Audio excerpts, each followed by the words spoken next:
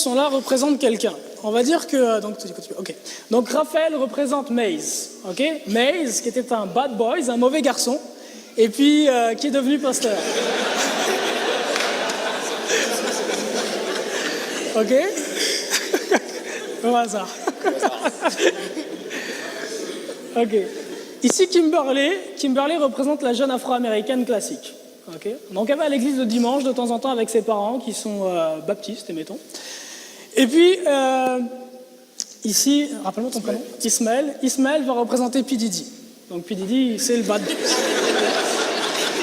Okay. Donc ce qui se passe, c'est que... on va la surnommer Jessica, ok. Jessica, donc notre jeune afro-américaine qui a grandi dans un milieu chrétien, protestant. Son papa et sa maman vont à l'église à tous les dimanches, comme le reste de la communauté. Oui, on peut dire qu'ils sont adventistes aussi, puis qui vont à l'église tous les samedis matins, tiens. Donc c'est une jeune afro-américaine. Et puis comme la plupart des jeunes afro-américains ou caribéens qui vont à l'église, elle n'ouvre pas souvent sa Bible. Okay. Ce qu'elle connaît du christianisme, c'est ce qu'elle en reçoit le dimanche matin ou le samedi matin par son pasteur à l'église. Et puis surtout la musique gospel. C'est essentiellement ce qu'est pour elle le christianisme, la musique gospel. Jessica, donc, okay. Notre jeune afro-américaine. Donc Jessica est aussi une fan de tout ce qui touche au monde afro-américain, les films afro-américains, les chaînes afro-américaines comme BET par exemple ou MTV. Et puis, dans son imaginaire, la façon dont elle voit les choses, c'est que P. Diddy, par rapport à ce dont il fait l'éloge, la consommation de drogue, la débauche, son papa et sa maman lui ont dit que c'est pas un bon garçon. Elle aime bien l'écouter, mais elle sait que c'est pas un bon garçon. Donc pour elle, le mal, c'est quoi? C'est lui. De l'autre côté, elle a vu l'histoire de Maze, qui était lui aussi un mauvais garçon et qui a donné sa vie au Seigneur Jésus. Aujourd'hui, c'est un pasteur qui prêche sur les plus grandes chaînes de télévision en Amérique. Et Maze, pour elle, c'est l'image du bien. Ça, c'est un bon garçon. Et c'est... En fonction de ça, en fait, c'est dans ce repère-là, c'est en fonction de ces standards-là qu'elle juge de ce qui est bien ou de ce qui est mal. Alors, je vais demander à P. Diddy de se rapprocher de Jessica. Ok. On va s'éloigner un petit peu ici, là. Tac, tac. On s'éloigne comme ça. Ok, très bien. Je vais demander à Maze de se rapprocher ici. Ok. Et puis à P. Diddy de se rapprocher ici. Donc, Maze représente ce qui est bien et P. Diddy représente ce qui est mal. Okay. Maintenant, je vais demander à Maze et P. Diddy, donc le bien, on a vu que c'était de ce côté-là et puis le mal de l'autre côté. Je vais demander à Maze et à P. Diddy, tous les deux, en même temps, okay. Vous restez sur la même ligne, vous n'avez pas le droit de bouger en avant, en arrière. Je vais demander à tous les deux de bouger en même temps. Toi, tu ne bouges pas. Tous les deux, vous bougez en même temps. Je vais tomber. Vers la droite, s'il vous plaît. Vers la droite, tous les deux en même temps. Continue. Mais pourquoi tu bouges? Mais parce que... Hein? Pour quelle raison?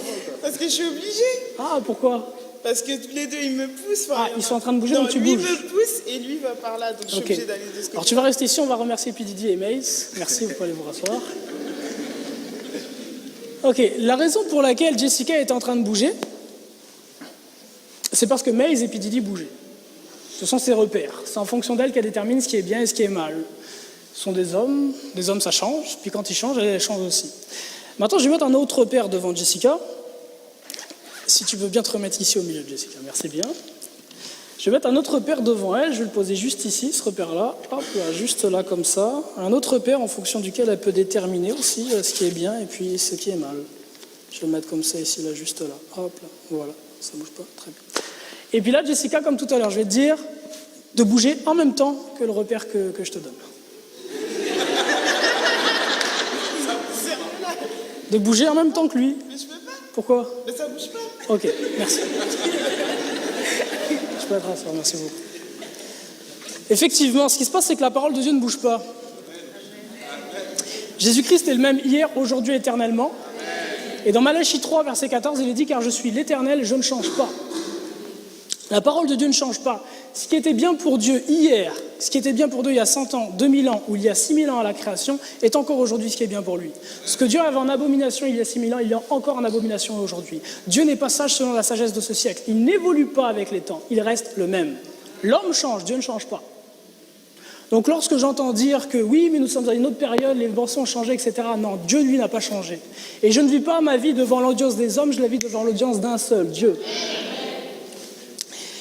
Maintenant, ce qui se passe malheureusement, c'est que pour beaucoup de jeunes, et de moins jeunes aussi, Parce qu'il ne faut pas se voiler. La raison pour laquelle la plupart des jeunes dans l'église n'ouvrent pas la parole de Dieu, ne la connaissent pas et la méprisent, c'est parce que leurs propres parents n'ouvrent pas la parole de Dieu, la méprisent et ne leur enseignent pas la parole de Dieu à la maison. La responsabilité d'enseigner la parole de Dieu ne revient pas au pasteur, elle revient premièrement au père de famille et à la mère de famille. Avant toute chose.